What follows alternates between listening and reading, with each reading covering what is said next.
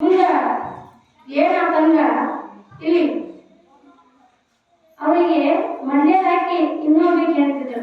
ಯಾರಿಗೆ? ಯತ್ನವರಿಗೆ ಕಾತ್ಯಾಯಿ ಹೆಸರು.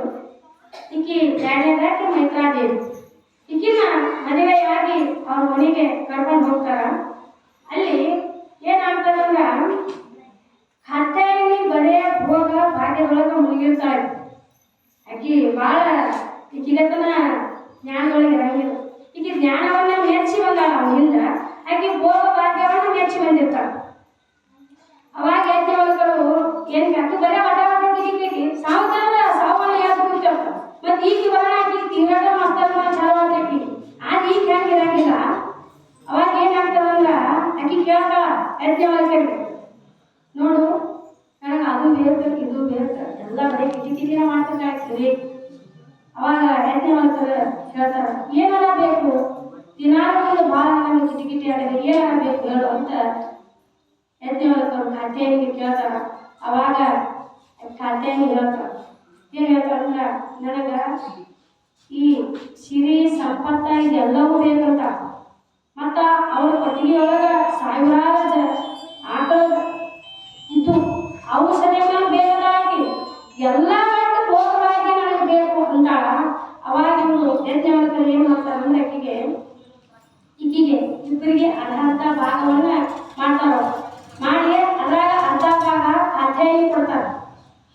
ಮುಂದಿನ ಅರ್ಧ ಭಾಗ ಎತ್ತಿಟ್ಟು ಈಕಿಗೆ ಕೇಳ್ತಾರ, ಮೈತ್ರಿ ನೋಡು ಆಕಿ ಭೋಗ ಭಾಗ್ಯ ರಾಜ್ಯ ಎಲ್ಲವನ್ನು ಕೇಳಿದ್ರು. ಆಕೆಗೆ ನಾನು ಕಟ್ಟಿನ ಅರ್ಧ ಭಾಗ ಮಾಡಿ ಮೈತ್ರ ನಿನಗೂ ಬೇಕನ ತಗೋ ಅಂತಾರ. ನಿನಗೂ ಭಾಗ ಮಾಡಿದ್ದೀನಿ, ನೀ ಯಾಕೆ ಬಿಡ್ತೀವಿ ನೀನು ತಗೋ ಅಂತಾರ.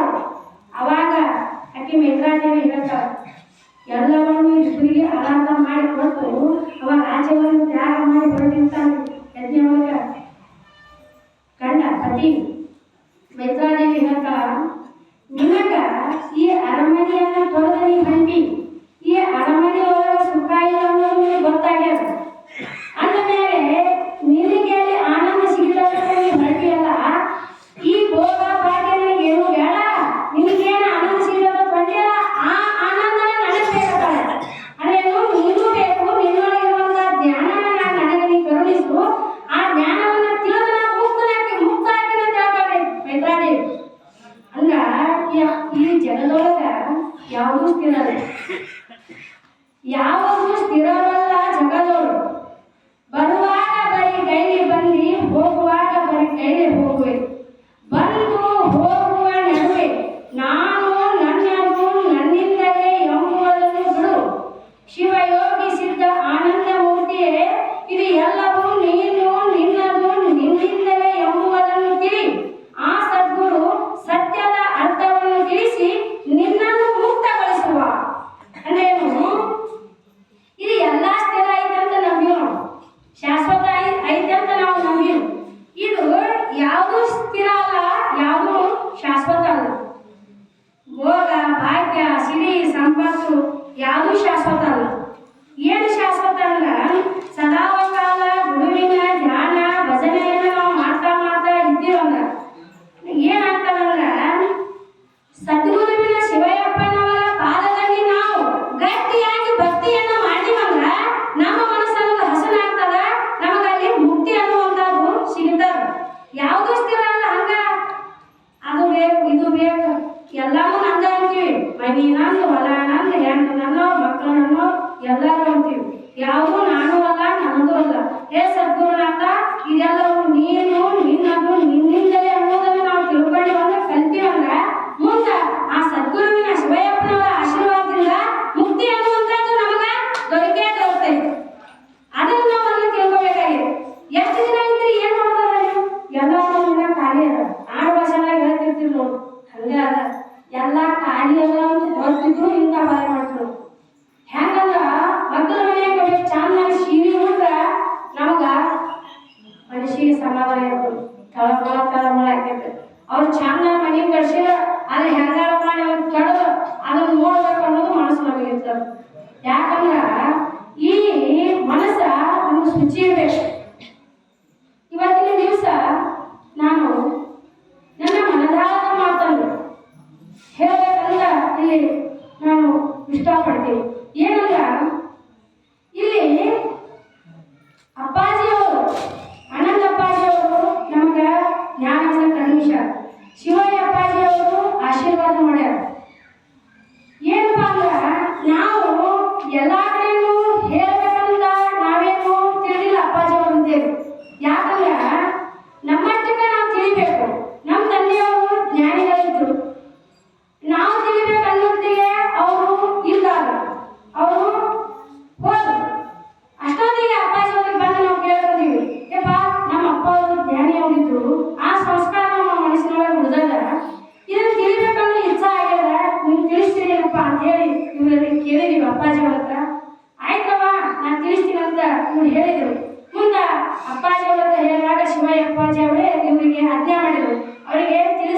ಹೇಳಿ ಮುಂದೆ ಏನ್ ಮಾಡಿದ್ರಂದ್ರ ನಾವು ತಿಳಿದ ನಂತರ ಏನೋ ನಮ್ಗೆ ಸ್ವಲ್ಪ ತಿಳಿತು.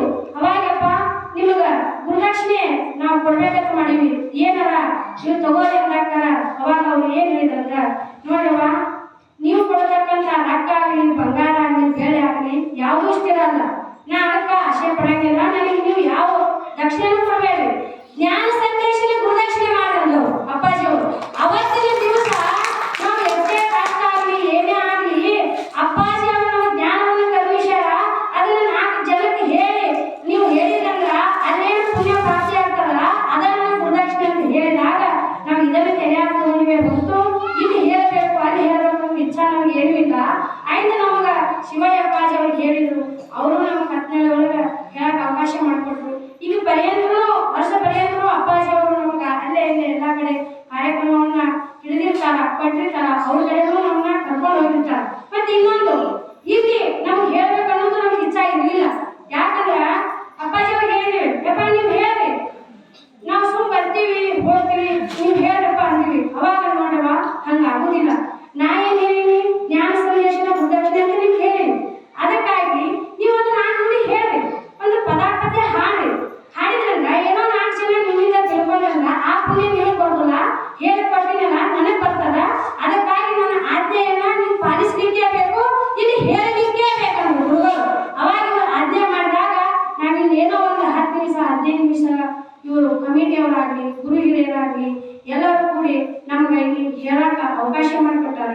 ಅಂತ ಎಲ್ಲರಿಗೂ ನಾವು ಇವತ್ತಿನ ದಿವಸ ನಾನು ಧನ್ಯವಾದಗಳನ್ನ ಅರ್ಪಿಸಕ ನಾ ಇಷ್ಟಪಡ್ತೀನಿ. ಯಾಕಂದ್ರೆ ಇಲ್ಲಿ ನಾವು ಎಷ್ಟು ದಿನ ಇದ್ರೂ ಖಾಲಿ ಅಲ್ಲ. ನಾವು ಜ್ಞಾನವನ್ನ ತಿಳಿದೀವಂದ್ರ ಒಂದು 4 ಜನಕ್ಕೆ ಹೇಳಿದೀವಂದ್ರ ಅದು ಪುಣ್ಯ ಪ್ರಾಪ್ತಿ